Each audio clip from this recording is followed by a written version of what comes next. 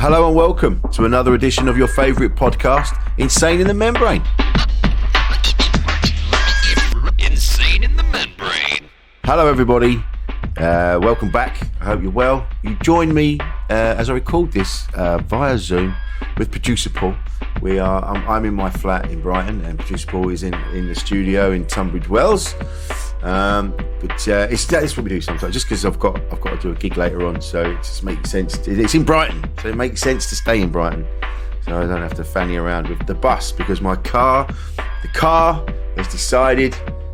Of course, it's decided when we haven't got a lot of money. It's decided to shit the bed, and so that's in a garage somewhere, feeling sorry for itself. As we figure out what's wrong with it, and then we have to smash the piggy bank open. It's always when you haven't got any money in it. It's never when you're loaded. It's never when you're like, this is nice. It's always you ain't got any money. Oh, by the way, the washing machine's just fallen out the door. You know, it's. But how do appliances know? How do they know? They just know, don't they? Scumbags. So anyway, that's what I'm doing. Yeah, so you're good. Thanks for your continued support. Really appreciate it. Thank you to our wonderful Patreons, as usual, for keeping us going. You are a wonderful bunch of people. Appreciate that. And my mate Harry, who messaged me the other day. Good one, Harry. Thank you for your lovely messages, mate, via Instagram there. It was really lovely, mate. Honestly, genuinely. And I said, like when I met you at Christmas at Comedia, a real thank you, mate. You've said some lovely things, and it's nice that the podcast has helped you out in some way. And that's the thing, this is why we do this. I just want people to know, again, that they're not on their own. We are trying to help everybody, you know, and so we're talking to people from various backgrounds that have been through various things, you know, and for good and bad, and we just want to help. That's why we do this. So thank you for listening, and to everyone like Harry, who, you know, just, you know, I've got something from it. That's why we do it. So I appreciate that. Nice one. And thank you to everyone for your lovely messages. It really means a lot, you know. Danny Phillips, again, we're going to get Danny on. I keep having a chat with him. So Dan, if you're listening, we're going to get you on. All right. So we'll send you some dates and we'll sort that out, mate. Nice one, everybody. Let's get on with it. Let's get on with the episode. So I'm getting all sentimental in my old age. Now I'm 51. Turned 51 a little while ago. Man, I didn't think. I remember years ago, I was stood in my bedroom. I was in Caterham, where I was living, looking out the window of this wonderful lush green valley where I was living, and going, oh, do you know what? In 15 years, I'll be 50. And now I'm 51. Bananas, that has gone so fast. Anyway, let's go on with the episode. I'm rattling on again. So this week, I was joined by Francesca Barker-Mills. Now, I became aware of Francesca through Erwin James. I became aware of Erwin James through the documentary Barbaric Genius, which is the documentary about the author John Healey. I've spoken about John Healey before on here. One of the finest books I've ever read. It is touted as one of the finest books that's ever been written. Is The Grass Arena. I urge you to have a read of it. It documents what it's like to actually be living on the streets in such graphic detail. It's a brutal book, but it really shone a light on what it actually means to be homeless and what you go through, you know, when you're dealing with addiction and things like that. It's a brutal book. And so in the documentary, Erwin James was mentioned. He'd become a friend of John Healey, and they'd begin. And so I thought, well, who's this Erwin James? So I googled Erwin James, saw his story. I was like, wow, that's fascinating. And then he liked a tweet on Twitter by Francesca, and I was fascinated to it. I was like, oh, okay, that's interesting. So I had a look to see who Francesca was, and I was like, okay, there's someone I want to have a talk to. So I dropped her a line. I said, like, do you fancy coming on and having a chat? And she did. Now, you know, the conversation is, you know, it's a very honest conversation, as a lot of them are on. Well, they all are on Insane in the Membrane. Some are more in depth than others. And this one, we talked about what Francesca had been through. She'd been to prison, and she'd done something that she wasn't proud of. And I won't go into it now, but you know, if you can Google it afterwards and see, you know. And we talk about redemption in the episode. We also, you know, we talk about all manner of things and why people end up in prison. There is a mention of people going to prison for not paying their TV license. I just like to clarify, it's not actually because you haven't paid your TV license, it's because you haven't paid the fine. A lot of people are banged up for that, which is absurd. A lot of people are banged up for not paying fines, and it's like, that's That's a ridiculous extremity. Like, you haven't paid a fine. Maybe you couldn't afford the fine. Maybe you couldn't afford the TV license in the first place. That's something that needs to be addressed. And that's why that comes up in the episode. So don't panic. If you haven't paid your TV license, don't be panicking, thinking, "Oh my God, I'm going to go to prison." You're not going to go to prison. But if they find out and you get fines, you're going to get in trouble. So be aware. Anyway, we talk about that in the episode. We talk about, can people find redemption after being a bit shit? And we talk about that, and I talk about what I did and how I ended up in trouble. And so I think it's important to talk about these things. I'm not proud of what I did, but I explain in the episode why I did it and where I'm at now, and that's why the podcast exists. So, that's why we do it. That's why we're here. That's why we're having these conversations. So, let's get on with it, shall we? Coming up in a minute is Francesca Barker-Mills. A podcast from producer Paul.co.uk. Insane in the membrane. Francesca, how are you doing? All right? I'm good. Yes, this is a change of pace for me on a Thursday morning. So no, thanks for having me. It's our pleasure. Thanks very much for coming on. It's a nice informal chat. It's just like two people having a chat in a pub. It's not, it's not Paxman. So don't worry about anything. It's all good. Cool. It's just a nice chat. It's you know what? So I watched. I think it's called Barbaric Genius. It was the John Healy documentary. And I watched that, and watching that, and then I got the book, The Grass Arena, and I just finished reading that, which blew my mind. But through that, then he mentioned Erwin James, and I was like, who's Erwin James? And then I was Googling, went down this rabbit hole of who Erwin James was, and fascinating dude. So I followed him on Twitter, and then I saw that that morning he'd liked your tweet, and I'm like, oh, well, that's interesting. And I thought, let's have a look. And then I went, and I found it fascinating that the talk of sex work, but from the point of view of someone that didn't want to be doing it, because there's a lot of talk of people that do, and I've had conversations with people like that, but to be forced into it. So I was like fascinated, like how you would even begin to get into that kind of trouble. But I mean, we'll start off with a nice, easy. We're not going to go straight into that. Let's just ease in. So you're Manchester. I am Manchester. Yes, I don't sound like it, but I am. Is that where you're from originally? Yes, I suppose. I was born in London, but no, raised in Manchester. So yeah, right. Okay, yeah. I've got a lot of love for Manchester. I think it's a great place. I'm proud to be from London, but I feel that London gets built up a little bit. It's like the city that never sleeps. Yeah, it does. It shuts at 11. Whereas Manchester, there's always a corner you can slope off to. There's always something you can do, Definitely. No, it's a beautiful place.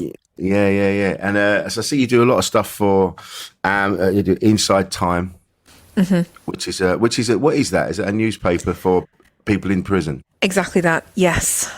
So, you mentioned Erwin James, and he found me on Twitter, got in touch and asked if he could publish one of my pieces in Inside Time. And we got talking because we have things in common. And obviously his writing is a beautiful thing to take note of. And that's how you came across me. But yes, Inside Time has been amazing to now be writing for it as opposed to reading it in my cell. Yeah. I think there is this, I've been reading a lot about this lately, and having been in trouble myself, I never went to prison, but there was talk of it, and it was the first time I've really been in sort of serious trouble. And there is that reading about Erwin James, and then your story as well. And about a lot of people commit crimes that it's not because they're shitty people. It's like you're pushed into you just make bad decisions, and there's something that pushes you to make those decisions, but it doesn't mean that you're a shit person. And there is that talk of, can you be redeemed after what you've done? And I think that's really important. It is the $1 million question. Yes, I think we're often brought up, and mass media tells us that we've got good or bad people. We've not just got people who make good and bad choices, definitely. It's something that I've had a lot of time to reflect on, whether or not I am an absolute arsehole or whether or not I am a rehabilitated person. But, in terms of redemption, rehabilitation, recovery, for me, it's just wake up and do the best that I can and try not to make the same mistakes I have in the past. And that's the best I can hope for. Yeah, I think that's it, isn't it? It's that there's an assumption that you did what you did and you don't give a shit. You kind of like you're labelled as that person forever, and you just like you must like we won't go into details of what you did. And if people want to find out, they can find out. It's readily available. Oh, it is. Yeah, well, that was it. Because I wanted you to come on. Of course, I look into people, and so I know a bit about them. And seeing what you've done, I mean, you must feel remorse for what you did. It's not just a case of like, oh yeah, fuck you, I did that, and I don't give a shit. It is. It's one of the greatest misconceptions about my crime and about crime in general is that, there is a narcissistic quality where you don't have empathy and you don't have remorse and you don't feel sorry for what you did. I do. And, people say to me, if you could go back in time, would you change it? 110%. I would never have made those choices. On the flip side, those choices have led me to where I am. It was a long time ago. It was 2016 when I made the choices I did. It came back to bite me in 2020. A lot has changed since then. I've changed. I've gone through my recovery. I've changed every aspect of who I am to be better. But as you say, it's readily available, and it's a difficult thing to overcome, to sit and talk to you as Francesca Barker-Mills and, I am the Barker faker or whatever the press had to say. It was the hardest part about coming home from prison was having to sit down and see all of that for the first time. It was a lot. Because I have, as often is the case, I had no control over that narrative. It was, it was printed, it was gone, and I was behind bars before I even had chance to get my side across, I suppose. But once you're sentenced, your side doesn't matter. No, and then that's it. Now you're just that person, and who's whatever you did. And then you have to deal with that when you come out and did you have to face the people that... It's kind of an ongoing thing, really. I suppose that's why my campaigning about stop sending women to prison and, what is justice if it's nothing more than vengeance and a kind of accountability. Our justice system in this country is very much a vengeful concept sometimes as opposed to proportionality. In my case, definitely the people involved in my case are still hurting, and that's to be expected even so many years after the fact.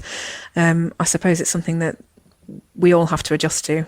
I've gone to prison, I've served my time, I'm on license, I'm soon to be a free woman, and that's just something that we all have to take as part of the journey, definitely. And one day hopefully they will feel healed from what happened, but that's not within my power anymore. No, it's like, I know what you mean. It's that you can say sorry all you want, and absolutely. And having I've not been a perfect man, and I've upset people in my time, and there are people that they go, no, I loved you and you treated me like shit, and you go, yeah, I know, and I'm sorry, and I'll never get over it. I will never. There's nothing in the world that ever make me get over what I did, and I'm sorry.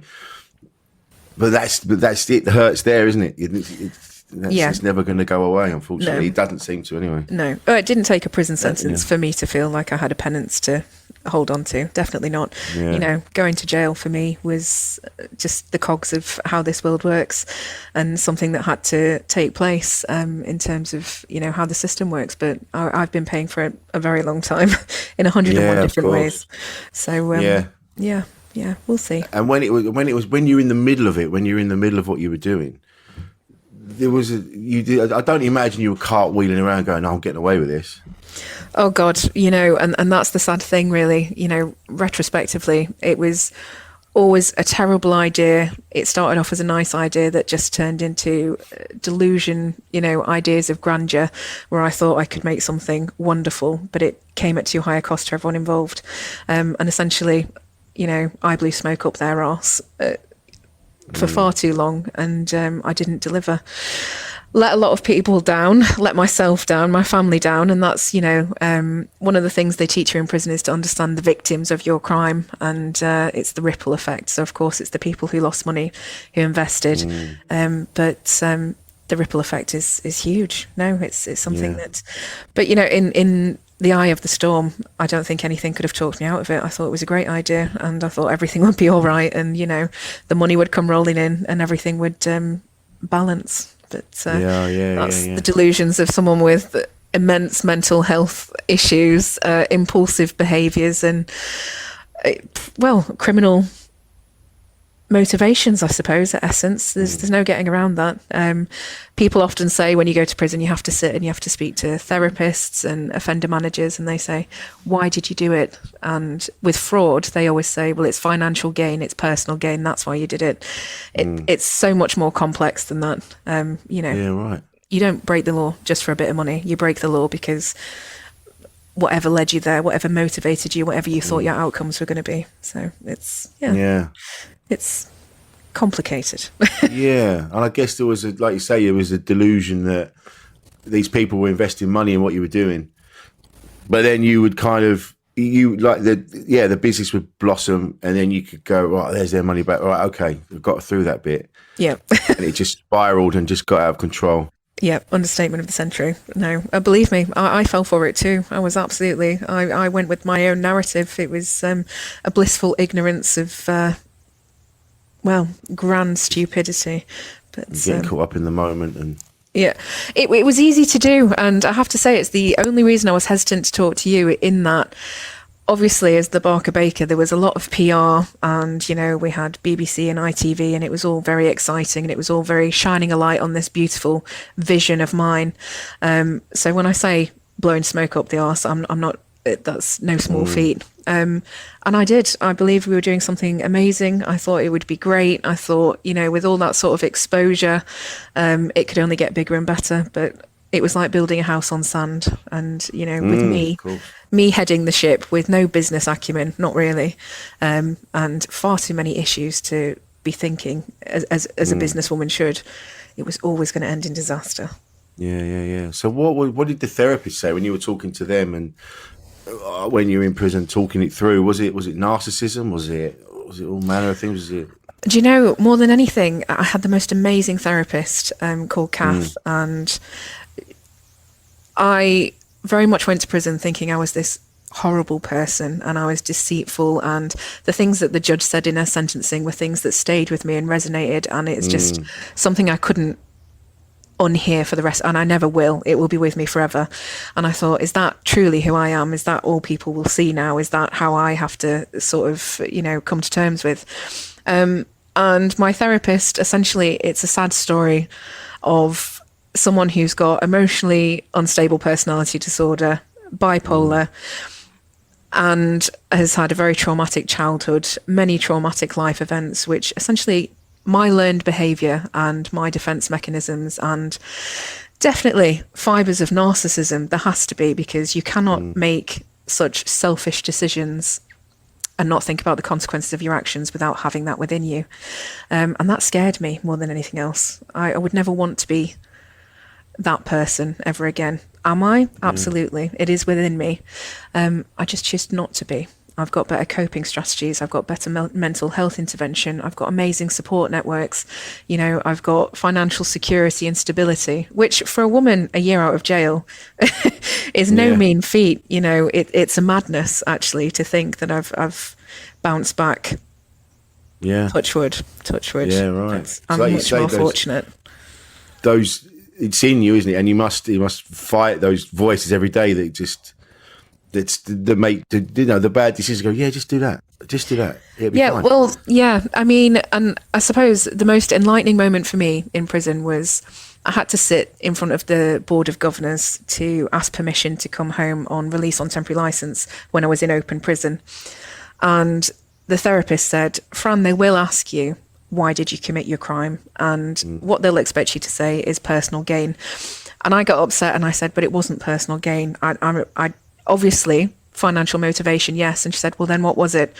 And I burst into tears, and it's so sad to say out loud at the age of 35. And I said, to be honest, I wanted to be seen as really successful, so that ultimately, if we pick it all apart, I just wanted people to be proud of me. I wanted my parents to see me on the TV and say, fuck me. Wow. Okay, good. Yeah. And, that was a really harsh and stark realization that actually there's, you know, a 4-year-old's mind in a 35-year-old woman's body going, just be proud of me. So yes, you know, that was my motivation, which I could have had all the money in the world and it wouldn't have made any difference. The only difference now is I'm quite proud of myself. So actually it doesn't really matter. I mean, truly, the life I've lived, the places I've been, the things I've experienced, you know, some of which you've read about, for me to be who I am, where I am at 35, even with a criminal conviction times 1,000,000 and a custodial sentence behind me, I'm smashing it. I really am. I'm proud of myself, you know, for being this resilient, and I know that sometimes that's met with a level of distaste, that I'm not supposed to feel like that and I should just carry a burden of shame. You know, it's a difficult morality, I suppose, to tolerate. I think it's that. It must be difficult to, like, if someone was to hear you speaking now, someone that you've upset before, and of course, and they were like, "How dare you? How dare you exactly. be that pleased? You're not pleased with yourself, you know, after what you did." And I know that must be hard to deal with. Do you know, it's a total head fuck on a daily basis, and it's one of the hardest things I have to overcome, I think, and I suppose find the balance, because I do feel those things. I wake up and I feel shameful, and then I overcome it by thinking it was a moment in time, it's in the past, I can't keep going over this, it's so unhealthy to keep living so retrospectively. It's a consequence and I have to deal with it every day. But equally, as I say, I wake up and I feel proud of myself that I've overcome those things. My own obstacles, I'll admit, but many, many more put in the way that I could have quite happily done without. But I appreciate what you're saying. Absolutely. I have no doubt that the people involved in my case, if they were to hear me speak so, well, freely and, you know, laissez-faire, kind of like, oh, well, life goes on and it's tough tits. No. I have to stress, inherently that, yes, I was a shit, but I also deserve to be happy. And you know, that's where we lie. It's the same with anyone who's broken the law. We can't, as women, as men, as whoever it may be, who've made mistakes and hurt other people in the process, we can't be victims of our own crime forever. It's unhealthy. We'll never truly rehabilitate if we can't accept our mistakes and move on from them. And I think that's the thing, isn't it? Like, having read your story, having read Irwin's, and seen videos of him doing talks and stuff about what he did and where he's at now, you know, he's a very sophisticated gentleman. Like, so absolutely. when you look into what he did, and he goes, yeah, that was circumstance, and I'll never get over what I did, and I can't pay back what I did, but I can only do good things going forward and try and help other people that are in that situation. That seems what Inside Time is. Absolutely. And you know, that is truly the best kind of reparation that any of us can give, you know, whether or not it's a criminal act or whether it's a hurtful act, whatever it may be. The only way we can repay that is by doing something better, doing something good, and trying to make positive changes, not raking over it 100 times a day, because no good can come of it. No, the only things we can do is to make better.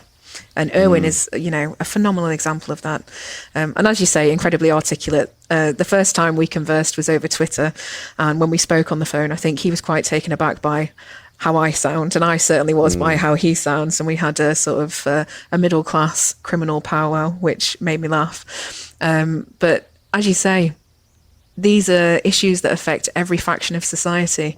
And we're so often, I suppose, swayed by the media to think otherwise. You know, it's just the dregs and the down and outs, and it's this and it's that, and it's, you know, the druggies and the addicts, and it's this. It's not. It's your everyday Joe who makes a mistake or finds himself in an impossible situation or is overcoming demons of the past which haven't been dealt with. Yeah, definitely. I mean, it wasn't until I had therapy that I realised that there was some stuff that I hadn't dealt with. And, you know, and I came from, my mum and dad, we didn't want for anything. It wasn't, but for some reason there was a bit of trauma in my life for whatever reason. and I hadn't dealt with it, and that was sort of, and then things happened when I was sort of like, I was in my sort of late teens, and then I was dragging that through my life, and then then I ended up in a fight with someone who was these two men were having a go at these women on London Bridge, and my then wife stepped in and had a go at them. I was like, "You're picking on women. What are you doing?" And then they started to abuse her and have a go at her. So I ended up punching one of them, and I got in trouble because I punched them first. And it's like, no, he called my wife a fat cunt. I'm not going to stand for that. And when I said to him, "Take that back," he went, "Well, she is." And I'm like, so I lost it. And because of that, and I remember I thought there'd be cameras all over London Bridge. So I just stood there and I went, right, I've got to wait for the police. And they turned up. Turns out, there's no cameras on London Bridge, nothing. But I stood there and I waited to get arrested. They didn't even handcuff me. They just put me in the car and took me to the station. And then even when I got there and the policeman said, right, you've never been in trouble before. Now you're in trouble. It's weird. What was the motivation? Was it self-defense? And I went, no, he called my wife a fat cunt. And he was like, yeah, and he was I think he was trying to get me to say it was self-defense. And I was because I'd never been in trouble, so I didn't know. You're just honest. So just honest. And I'm going, no, he said that. So I asked him not to. He did it again and I hit him. And it went through. But now because of that, I mean, I don't have a criminal record now, but, I can't do things. I can't work with the public anymore. Like, I can't do like care work like I used to do and things like that, just because of this thing. And it's not even if you. I went to Australia just after it had happened, after I'd been convicted, and I did my time. I didn't go to prison. I did community service. I did 150 hours litter picking on the Broadwater Farm Estate in Tottenham, right? And I got it all done, and I got to Australia, and then they stopped me at the border and they said, right, what's this? And I said to the guy, I explained to him what I'd done, and he went, all right, so you punched the guy for calling you white. I went, yeah, and he went, welcome to Australia, and he let me in, and it was a nice moment. But people just see that, oh, you've been done for assault, and that's it. They don't see why you got done for assault. They don't look into it, and they don't. And they say like lots of people that do things, they're not like I said earlier. They're not shitty people. They made a bad decision. For whatever reason, and I think that needs to be looked into a bit, maybe. Oh, 100%, honestly. And, for me, definitely, having been in a Category A women's prison, I went in with a very specific view of what murderers might be and what other women of criminal nature might be. And, of course, heinous crimes. But to hear the stories behind it was just a harrowing affair. To see the kind of women, and everyone I met in prison is broken for one reason or another. And as you say, and branded forever now. And that's the sad thing. I've been out for just over a year and thankfully have maintained full-time employment for kind of 6 months or so now.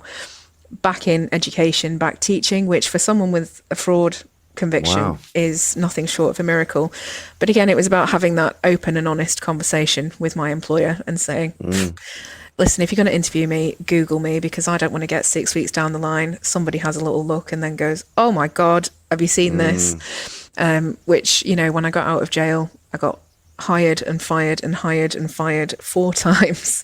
Oh, really? For that exact reason, which is, guys, I've got a criminal conviction. Okay, thanks for telling us. That's nice and honest. And then at some point, someone's Googled me and gone, oh, wow, she sounds fucking awful. And if I was reading the Manchester Evening News or whatever it may be, other papers are available and were. Yes, I would be the same. If I didn't know who I was, and you were just reading that at face value, it makes for absolute horror stories. Absolutely. Yeah. So that's it. When I was Googling you for this, and I read it, and I was like, oh shit, right, okay. That's quite a heavy story, that. And but that's the thing. There's a talk of, like we say, like they just assume that people that commit these things, a lot of people have committed them because they're just shit people. It's like they're not. People are getting squashed.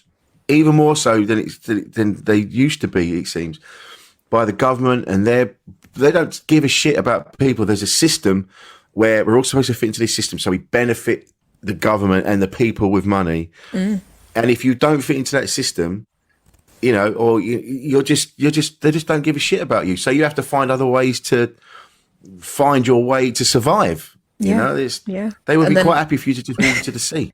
Oh, 100%. And at the opposite end of the scale, you know, prison is big business. Big business. No, Really? They're building more prison places on the basis that it makes, you know, prisoners are profit in this country ultimately. Oh, really? It costs the taxpayers far too much money to incarcerate people. It would cost a lot less to, you know, repay society and community sentencing. But no, you know, for as long as we've got private companies running prisons, there's always going to be commodity. Wow. Yeah. Yeah, right. I had no idea. Indeed, but you know, I won't bore you with the politics of my sort of frustrations with the inequalities in the system. But it's definitely not for the public protection. I'd say 90% of the time, right. It's just because business. truly, yeah, you know, 74% of women in this country are convicted for not paying TV licenses. That's insane. What? Yeah, it's insane. Just for not having a TV license? Yeah, for not paying your TV license, you will be convicted and you will go to jail. Yes, so That's ridiculous. That is ridiculous. it's an insanity. It's an insanity. Oh my God. This is the state of it, isn't it? And it's for people that have done something like that's pretty heinous, then yeah, I get it. You know, you get banged up, you get kept away because you're a danger to everybody. But when it's something like that, and it's something that like you made a bad decision, you fucked up, and you did whatever you did, but you didn't kill anybody, and you didn't. You just did a shit thing, and I think that you need to maybe be put into the community, and like I did litter picking on the Broadwater Farm Estate, and I painted back. do that. I was painting a wall in a school in Tufnell Park, and that's what you should be doing. They talk about not having enough money to invest in building, you know, rebuilding things, and so well, I'm sure there's some builders that are fucked up. Get them to do the work, like 100%. Yeah, do it that way, and then they'll feel like they're paying back their debt. And I don't understand. It's just money. Everything comes back to money. for sure. Hey, And that's listen, why everyone's that's exactly it, isn't it? It's the root of all evil. You know, it's my crime. It's my past. It's the reason you and I are talking really was on the back of previous employments I've had. Yeah, it's but you know what's going to change under a Tory government? I know, and it's getting, and they've even been now. They've been found out.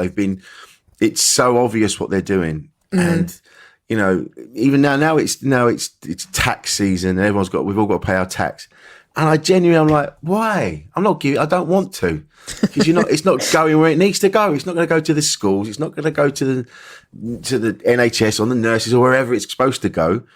It's going into the pockets of your mates, and that's why we're all fucked. Yeah, and that's why people are doing. That's why people are committing crimes, because they can't afford to put the heating on. I know. You know, with the system, it's stacked the wrong way round, definitely. But I don't know what the answer to that is at all. But aside from the fact that, listen, I will pay my council tax on my TV license because I am not going back to prison for anything. No, that must be. I mean, that's the thing. I remember it was the first time when my solicitor said to me, this might be 6 months. And I'm like, you're kidding. I was standing up for people. And he went, mate, it doesn't work like that. I went, right, well, what shall I do? And he said, bring £50 in cash. Yeah. And bring someone with you, because you might have to give them your stuff. Because I'm like, what are you saying? I can't. And it was the first time I'd actually properly shit myself, because I know that prison isn't, you see the TV shows and they're talking about, you'll be the king of the wing and you'll be this, that, and you're going, no, you won't. You'll be the bottom of the pile and you'll get mugged every day. Yeah. Yeah. No, I was quite lucky actually. And I think a lot of my friends had sort of anxiety sounding the way I do and looking the way I do and walking into a Cat A prison, with all my own teeth. I think they thought, oh God, Fran's just going to be for it every minute of every day. But, I think they forget that having been homeless and having lived quite a different life, I'm well adept and quite savvy when it comes to navigating abrupt personalities and people who are going to take the absolute piss. So no, I was fine, quite streetwise, all things considered. So no dramas, no fights, no gangs, no nothing. Saw some things I will never be able to forget for the rest of my days. Prison weapons, prison fights, just the drug use, the prolific nature of drugs in prisons was something I wasn't expecting. Corruption within the prisons in itself is something that I just... Right. There's corruption everywhere, of course there is, but Yeah, of course there is, yeah. To see it firsthand up close and personal was a shock. An interesting thing when the prison guards are probably more bent than the prisoners, but we're back to that system not working. Well, that's it, isn't it? It's them doing they're trying to survive as well, and exactly. So they're it's all bending just the business. rules. Yeah. So No, it's an interesting, but as I say, it all comes back to the fact that we're putting women in cages and we're not fixing them. So they come out. They're more pissed off, they're more angry, they're more vulnerable, and they've got even less opportunity. So the only options, again, are to break the law. Well, that was it. Yeah, it must feel like there's no other choice. Because there isn't any. There's like Erwin was saying, prison is supposed to rehabilitate, like you just said. It's supposed to rehabilitate and set you on a different path, so you are now able to sort of fit into society and have more options than you had before, which made you commit the crime in the first place. But but like you said, they bang you up, you do your time, they spit you back out, and then you're expected to just what? Because now you're labelled, like you said. Yeah. Now what do? People won't employ you. You can't get any money. You can't get anywhere to live. You've already said that you were homeless. That's something that I learned from John Healy's book. It was like I didn't realise how brutal it is to live on the streets. That must have been, when you first did that must have been horrifying when you ended up homeless. But it's a madness, really, because I went from being a very white middle class, well-to-do sort of 20-something, living with my family in Cheshire, being cut out of that and then financially cut out of that and then sort of running away like a older teenager would, hit the streets of London, blitzed my money and then thought, fuck, what do I do now? Made some poor choices, obviously had a bit of an addiction, which was only going to end one way, with no financial support, no idea where to start or what to do. Very quickly went from couch surfing to sleeping under a bridge, which was interesting. And as I said in that piece of writing, for me, I have strange PTSD moments where it's something as simple as going into Tesco and buying a meal deal for myself is a joy, as opposed to somebody giving me one. And I find it fascinating, that role reversal, the ability to do that. The novelty never wears off. And my wife will say, can you believe a meal deal is £3.40 now, the prices? And I just think, shut up and buy it. Do you know what a joy it is to be able to do that and to not beg for it, to not need it, to not want it. And then of course from the streets I thought, right, okay, got myself onto the internet to see if I could find some more couch surfing. This is back in the days when Craigslist was still a big thing. Found somewhere that was like, come and do some office work, come and do some admin, run the phones for us, and you can sleep in like the back. And I thought, that'll do for now, absolutely. And ended up locked in, never to be seen again for a few months. Again, as you will have read, it was... I think I would have been better on the streets. Because that's it. There's that. I know people that there is that talk like with sex workers and make it legal, so that they would make it safer. And you don't realise. I think after reading your piece, and you said basically you were trafficked into sex work against your will, but I think because human beings find a way of dealing with it, you kind of. Like you said, there was a bit you said you kind of like when you had a nice moment, you were kind of right, okay, it's not, it was like you were clinging on to the nice bits when really it was all horrific.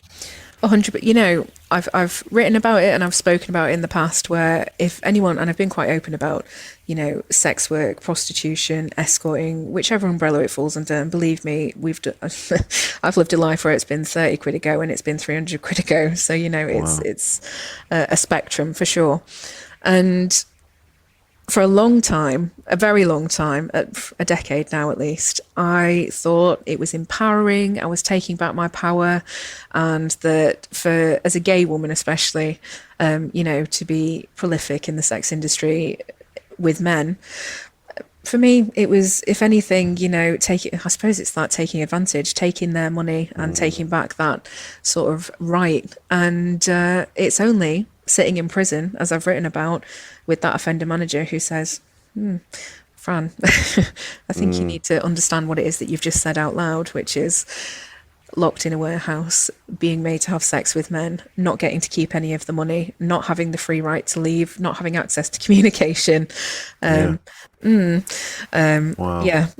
then it sort of, the world crashed on my head, and I suddenly realised, okay, no, you're right, actually. It wasn't about my sexual liberation and the fact that I could make a lot of money doing something that didn't matter to me. It was at the expense of me entirely. Yeah. It's one of those things. There's so much. Someone's telling me that there's more money made from human beings now than drugs, drug dealing, and I was like, fuck me. Yeah. But for me, it's a fascinating thing. So I used to get the megabus from Manchester to London, and it goes into London a very specific way. And whenever I go past Brent's Cross, I just think, oh, because the warehouse was near there. And when I finally spoke to the police about this last year, the year before, while I was in jail, they said, where was it? Can you give us detail? And I was like, Jesus, you're asking a lot. I saw it from the outside, and then I saw it from the inside, and then I saw it when I was getting the hell away. But to pinpoint it. So they were trying to find out where this sort of trafficking ring was, because it was me, it was Eastern European women. It was so cliche. I just think how many people drive past on a day-to-day basis and have got no idea what's going on. It was a carpet shop frontage. And then at the back, it was a knocking shop extraordinaire. Oh, my God. Just a madness. But people did know it was there, because they come and knock on the doors, and the doors would be opened, and you go into room 1, 2, 3, whatever it would be. Wow. And they had the office downstairs where I manned the phones for a short period of time. So it was a proper operation. Yeah. No, scary. How did you get away from it? Just leg it one day? No. So if you were particularly good, or if you probably were a bit tidier and a bit more educated, occasionally there would be a higher end client. So the pimp, I suppose he is now, Steve, would drive us into central London. And I had a client who was an investment banker. I had a big bank in Canary Wharf. And I think we connected and had conversations where he thought, I think this girl's in trouble. And he hadn't quite realised what he'd signed up for. I think he thought he had a nice escort service, not some dodgy pimp with a bunch of girls locked in a warehouse. So I told him what was going on.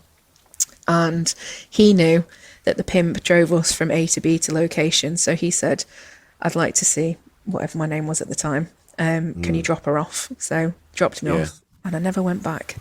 Oh, wow. He gave me some money, literally. He didn't expect anything from me. He was just horrified that he'd sort of delved into the sex industry and realised what he was paying into, I suppose. Holy shit. Gave me money, helped me set up a bank account, and got me out of there. No. Wow. Oh my God. And if he hadn't, I can't even imagine. No. Well, this is it. People are never seen again, are they? That's. But that's the scary thing. Like I spoke to the girls that were all locked in together. But nobody's looking. Nobody's looking. Nobody cares, and we disappear. I'm from a well-to-do middle-class background, but my parents would have had no idea. They never. It just wasn't a conversation. It still hasn't. No.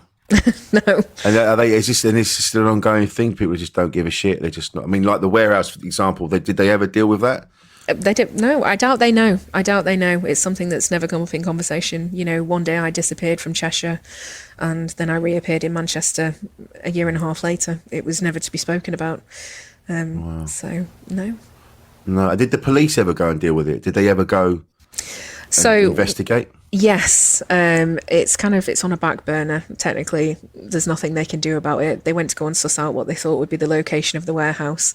It's not anymore, or at least it's not active. Right. And they said that they would sort of keep an eye out, but the quantity of sex trafficking rings and that sort of story that goes on in London, is something that, yeah, trying to find Steve, who, I gave an avid description of this guy, the car that he was driving, but, we're talking sort of 2009, so it's a long time ago to try and keep up with someone like that. Yeah. But now you're out, and now you're doing decent work, trying to help others. Yes. So the most amazing thing for me going to prison was, it could have broken me 100 times in 100 ways, but I decided, having talked the talk, but not walked the walk, as the Barker Baker, which was, I want to help women get back. I want to help people with criminal convictions, and then not really fulfilling that and not living up to my own expectations or other people's. I thought, well, I've been sent to prison for a reason. This has happened for a reason. There has to be some good to come out of it. And off the back of that, it was, and to be fair, it's aimed at women like me, which, I think people assume if you've got an education and you've got a decent background and, essentially you've been dealt a good hand, but you've still completely gone against it and fucked up and thrown it back in society's face, you're blacklisted in a variety of ways. And that's through the press, that's through preconceptions, that's through lack of employment, whatever it may be. So I set up the Coming Home Project, which is to help women coming out of prison who've got higher education to get into jobs of management positions and things like that, to essentially get their careers back on track. Is the aim, is the hope. We've been successful so far. We've piloted a few projects. We've been financed by some amazing community groups and things like that. Yeah. And for me to be trusted in that sort of way is a phenomenal thing.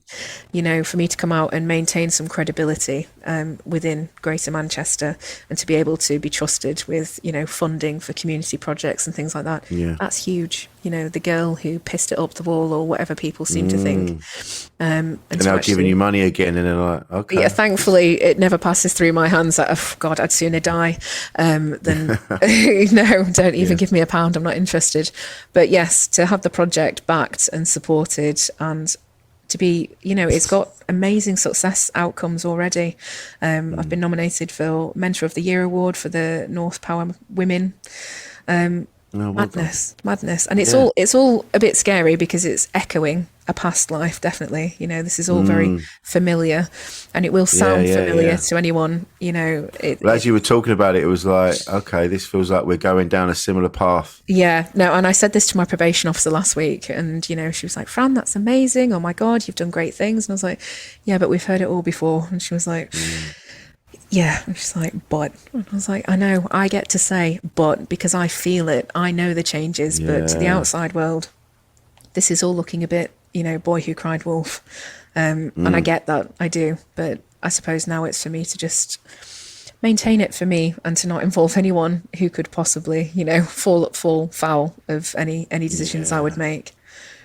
Yeah, I think it's great. And it's, like you say, you're aware of what you're capable of from before, and like you said earlier, it's still within you. I think that's it. We can still make shitty mistakes. I know. You have thoughts. You go, no, don't go down that way. Why don't you just look at around you. Look at the life you've got now. Don't fuck it up, dickhead. Don't go and have that drink. Don't go and hang out with those people, because if you hang out with those people, you're going to end up doing other things, and you're going to end up in trouble. Now, why don't you just have your nice little life and have a pint with nice people? Do you know you've nailed it, and that's the thing. I think I always thought, having grown up in the way I have, having had the life I've had, I always wanted to be perceived as being this, successful, solvent, wonderful, the social media wonder. And I wanted everyone to think that. But quite frankly, as soon as you stop giving a shit what people think, it makes life a lot easier. I am very happy with what I have, and what I have is just enough. It brings me joy. It brings me happiness. The people I have love me. I love them. I don't need anything more than that, truly. No. I get up, I go to work, I pay the bills. Little bits of happiness in between. Yes, good. My wife's happy. We're healthy. That's it. Yeah. Nice. Where did you meet your wife?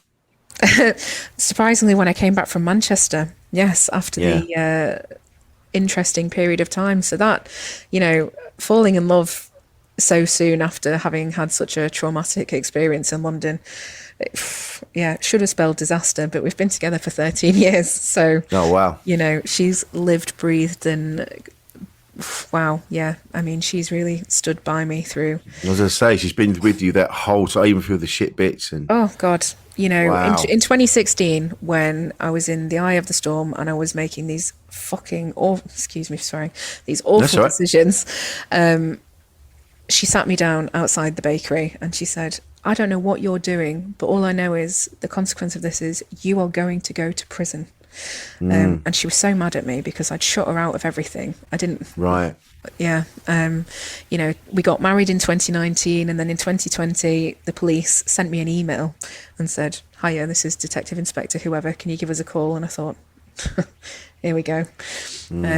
Sat down, had a conversation with her and I was like, we knew this day would come. It had to. There was always going to be a consequence. You know, me paying bits and pieces of money back through the years was never going to be enough. There always had to be justice and accountability. Did we expect it to be a 27-month sentence? No, definitely not.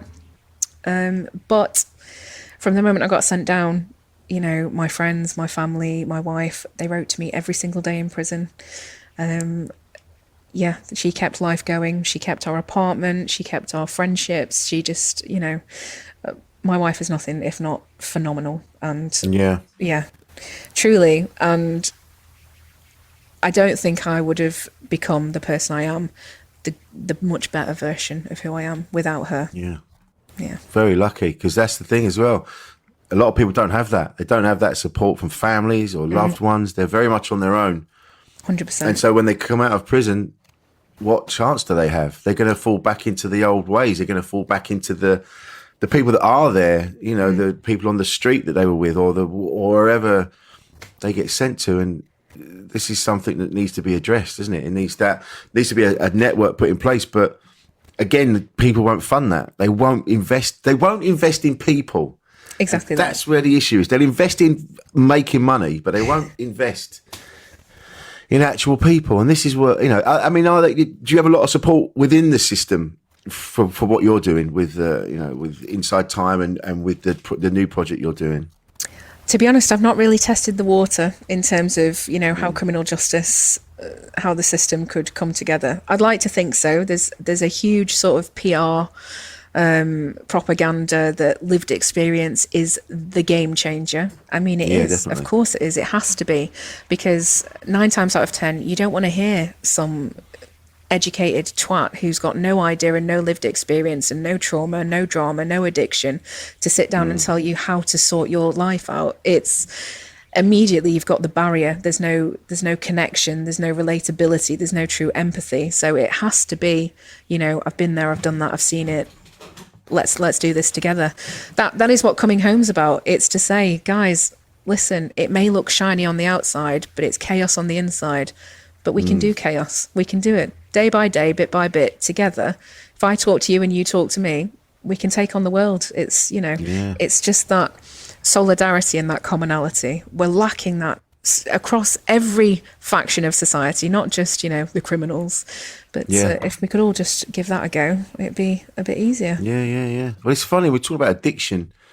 And I remember years ago, the comedian Mickey Flanagan used to have this bit about, you know, we ridicule people like alcoholics, and they go like, oh yeah, you know, they drink every day and that's all they care about. And they go, but if you're in this nice little middle class house, you know, no one thinks twice of having like a bottle or two of wine in the evening, every evening.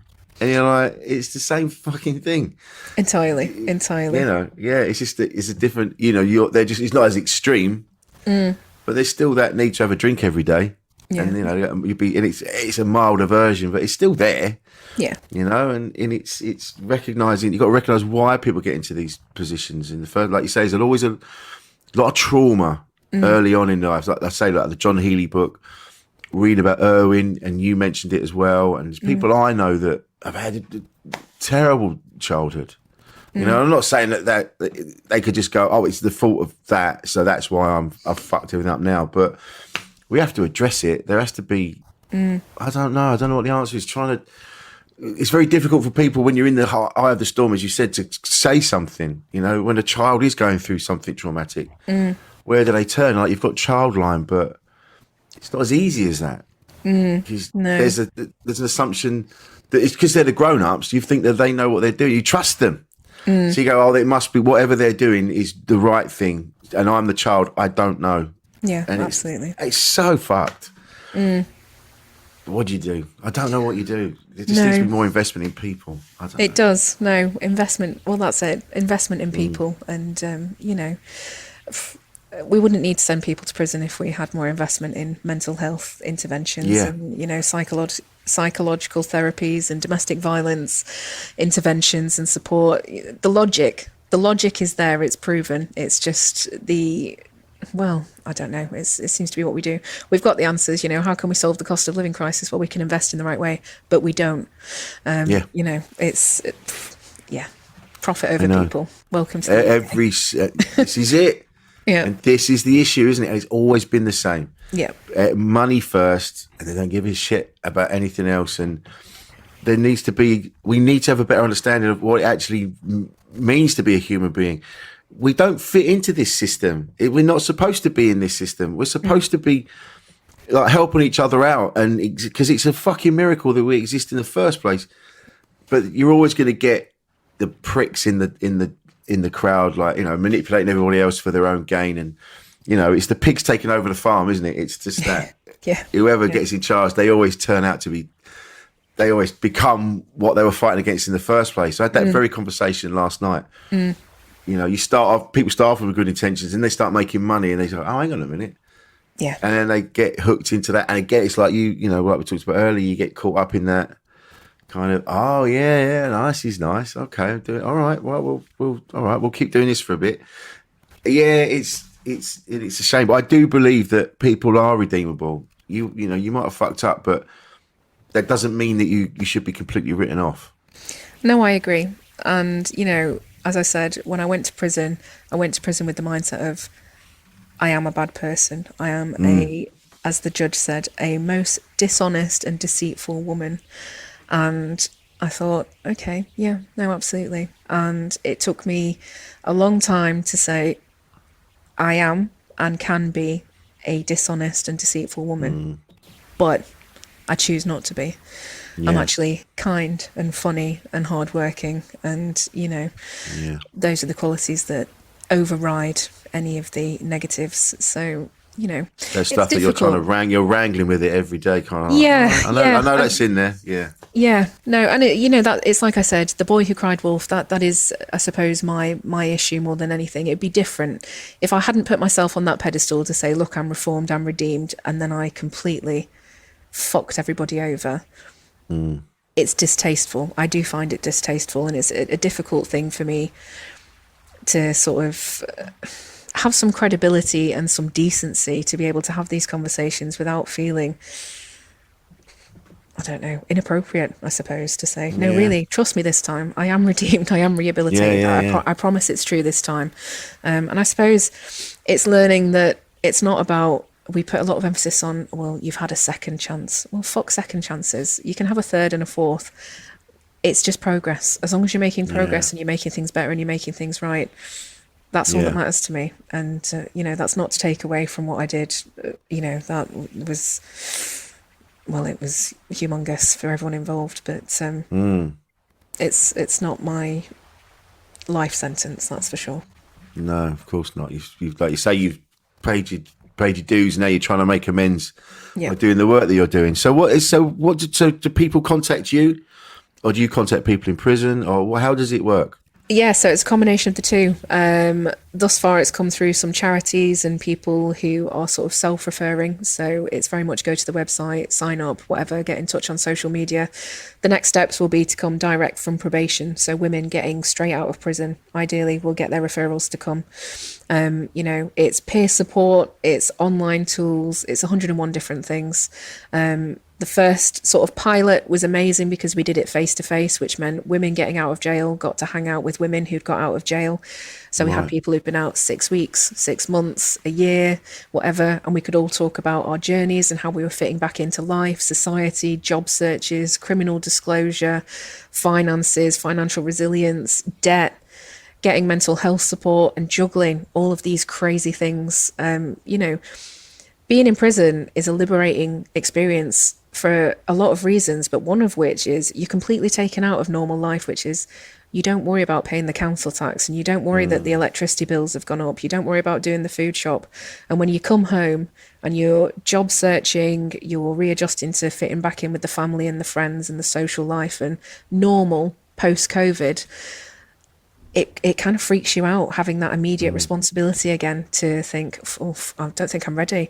It's like going back into a childlike state, because you've got huge responsibility and very limited opportunity to be able to navigate that. So I'm hoping what we're doing is bridging the gap, definitely. Aside from anything, it's building confidence, and it is having this sort of dialogue with these women to say, you are more than what your crime says you are. And it is to remind them of that, because some of these women have been in prison for years and years, and that's all they know. So it's to just try and reframe that and say, it doesn't define you. What you do now does. Yeah.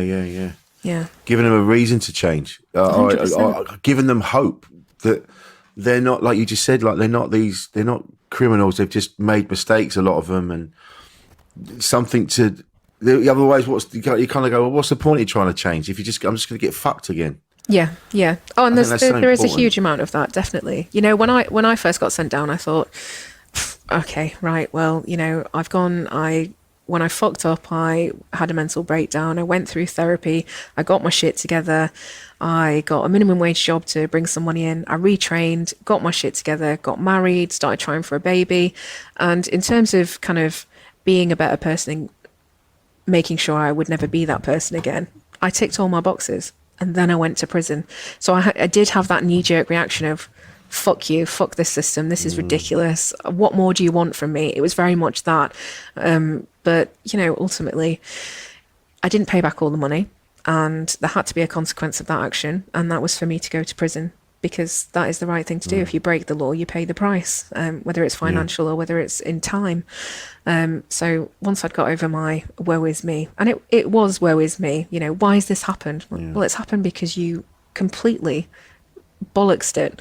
You didn't pay the money back, so no, absolutely. I chose to make those decisions, and then when the shit hit the fan and there was no money, it's an impossible feat, really. After the business went under and I started earning again, it doesn't matter if I earn 30 grand, 40 grand, 50 grand, I'm never going to be able to pay that money back. It's just untenable, which is frustrating for all involved, I think. But, if there was a magic wand and I went, there you go, guys, it's sorted.